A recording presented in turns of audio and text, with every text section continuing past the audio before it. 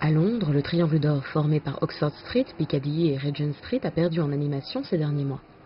Le retail et la restauration sont en berne et 2018 est en passe de devenir la pire année du commerce anglais. Pour la première fois en 12 ans, au premier semestre 2018, les ventes étaient systématiquement négatives comparées aux années précédentes. La société BDO, qui a créé un outil de tracking des ventes du commerce de proximité, signale que même les ventes en ligne ont fortement baissé cette année. Une tendance décrite dans les journaux comme étant l'apocalypse du retail qui a précipité la fin de nombreuses marques historiques du Royaume-Uni. Pond World a dû fermer boutique le 10 août et Homebase, géant du bricolage, prévoit de fermer 42 magasins d'ici la fin de l'année. House of Fraser, John Lewis, Waitrose, Laura Ashley, Mothercare, la liste des marques en difficulté s'allonge chaque mois. Mais cette situation est aussi une opportunité pour certaines enseignes. Avec cette boutique, nous voulions créer quelque chose de différent pour le retail. Ces jours-ci, c'est tellement facile d'aller en ligne et de commander un produit que l'on reçoit même parfois le jour même.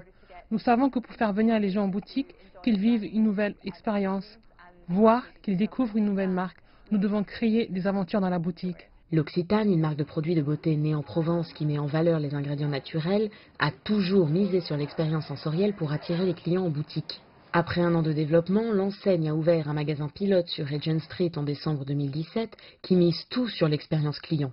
Et ce qui est vraiment intéressant avec ce magasin, c'est que nous avons beaucoup de clients qui passent plusieurs heures ici.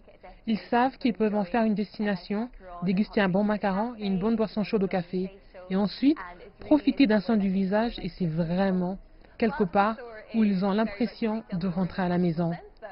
Bien que le magasin soit un magasin de détail dans le sens traditionnel, car nous sommes dans un immeuble et c'est un commerce de proximité. Nous avons également une très grande présence sociale en ligne.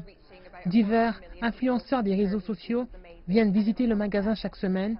Ils publient des articles qui atteignent environ 1/4 de million de personnes par semaine, ce qui est incroyable. Et en plus, les clients qui viennent aiment prendre leurs photos, partager l'expérience qu'ils vivent à Regent Street, que ce soit leur massage des mains avec un macaron et une coupe de champagne, ou bien dans le studio selfie où ils peuvent sauter et s'amuser. Cette nouvelle boutique a non seulement permis à la marque d'attirer un public bien plus large que sa clientèle habituelle, mais aussi de conserver sa valeur en tant que marque d'exception et d'innovation. Je viens en boutique. Je préfère faire du shopping en personne plutôt que d'aller en ligne. J'aime l'expérience de réellement parler à quelqu'un qui peut suggérer des choses auxquelles je n'aurais pas forcément pensé. Offrir une véritable expérience de vie, un parcours fait de découvertes et d'innovation en phase avec notre époque, c'est aujourd'hui le saint graal du commerce de proximité. Au Royaume-Uni, de nombreux grands magasins se transforment pour améliorer leur expérience client et redevenir attractifs. Une transition à suivre qui vise à faire d'une simple session shopping une véritable aventure. Floriane Virgile, Londres, CGTN.